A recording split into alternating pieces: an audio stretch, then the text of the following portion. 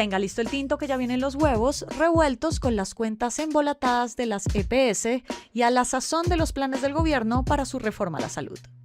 Desde la redacción de La Silla Vacía, soy Tatiana Duque. Hoy es jueves 29 de febrero del año bisiesto.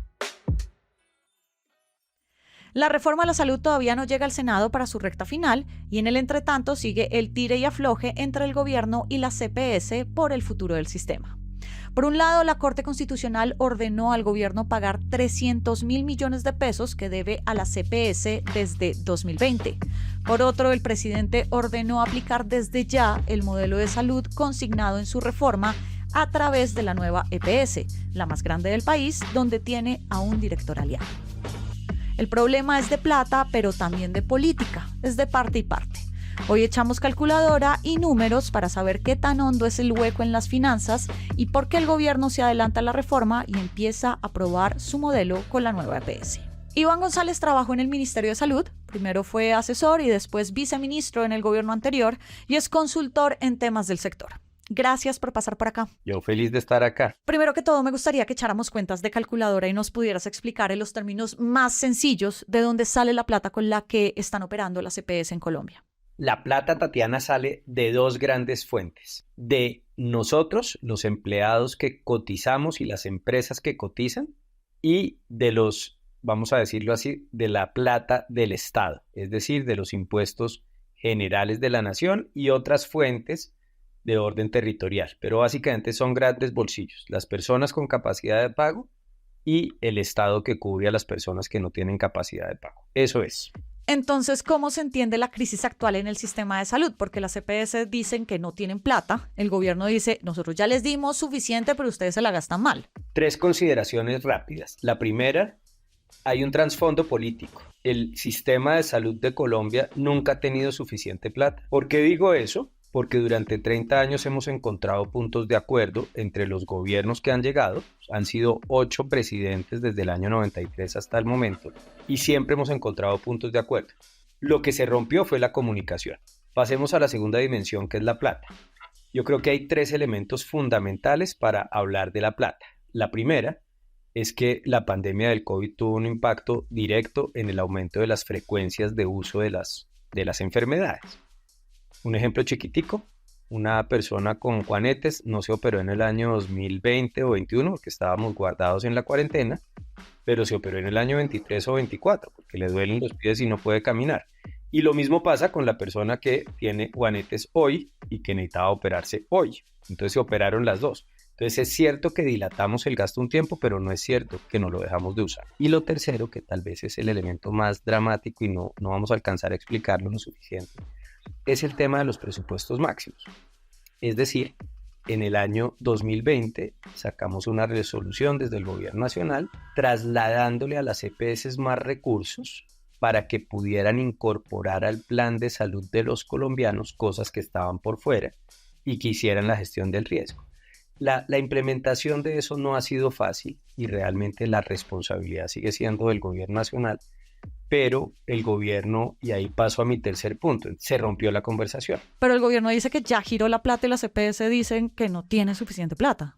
Ambos tienen la razón, Tatiana. El 90% o el 95% de lo que se ha presupuestado se ha girado. ¿Pero por qué tienen razón las EPS? Porque no es suficiente lo que está presupuestado. Entonces, entramos en un diálogo de sordos y creo que ahí hay un oportunismo del gobierno de presionar la crisis para favorecer la reforma.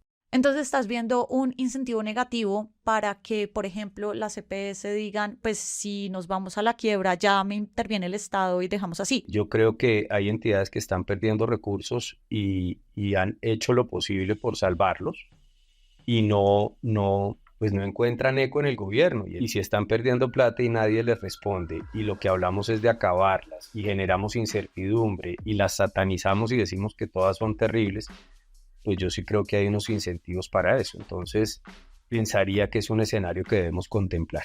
Iván, esta semana la Corte Constitucional le ordenó al Estado pagar como 300.000 millones de pesos a las EPS por gastos acumulados en estos años, puntualmente por una ley que se llama la Ley de Punto Final, que fue un acuerdo que se hizo desde 2019. La ADRES dice que es menos plata que esa y que las EPS ya tienen ese dinero. ¿El problema, independientemente de esto, es la plata? Yo creo que la movida más fuerte del gobierno fue haberse apropiado del control de la nueva EPS, haber nombrado a una persona afín a esas ideas y que ha sido pues funcionario del gobierno del presidente Petro en otros momentos. Sí, ese es Aldo Cadena, el presidente de la nueva EPS. Por lo tanto, pues ya la reforma es medio insignificante, aunque será un gran pulso político en los próximos meses, pues con la llegada de la señora Saravia a presidencia, con el ministro del Interior, con el ministro de Salud. Bueno, unos grandes jugadores dispuestos a sacar adelante esa reforma. Lo que mencionas es el llamado Plan B de la reforma. El presidente le ordenó a la nueva EPS y a las 4 más que están intervenidas por el Estado que arranquen a aplicar el modelo de salud que propone la reforma, es decir, los giros directos a las clínicas y el modelo preventivo.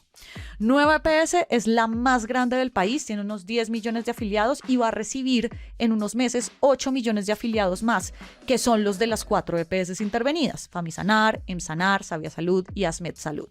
¿Tiene nueva EPS cómo hacer esta transición como lo está ordenando el presidente? Yo creo que las cosas no se ven bien.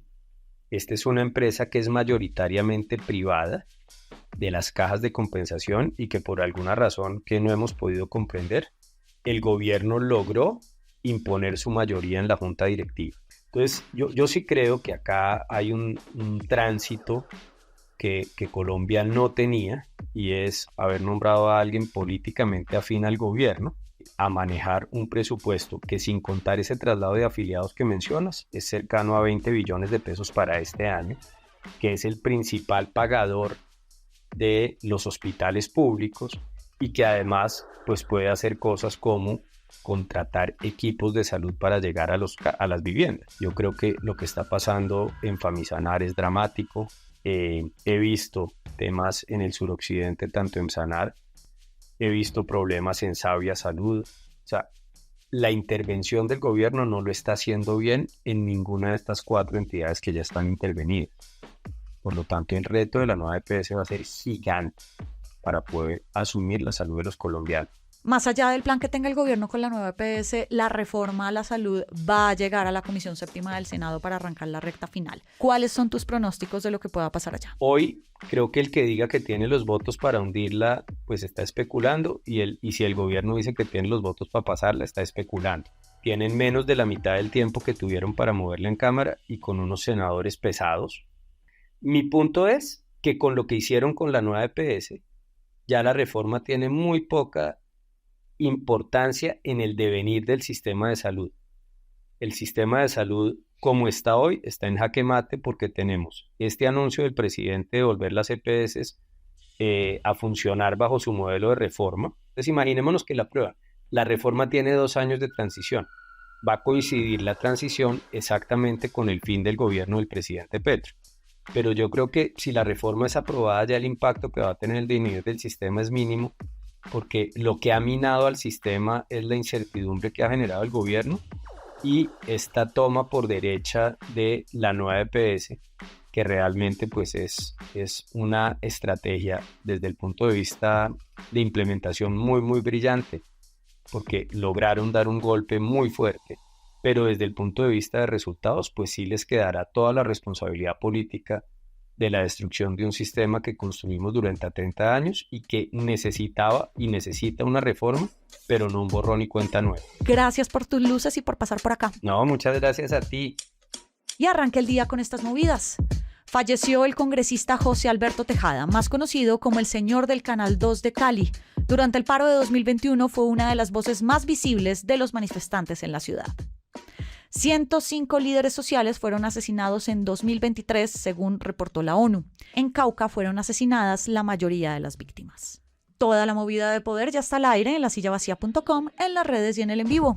Y por acá cada mañana estará listo su desayuno político favorito. Con la producción de Fernando Cruz y de Juanita Escobar, yo soy Tatiana Duque. Nos escuchamos mañana.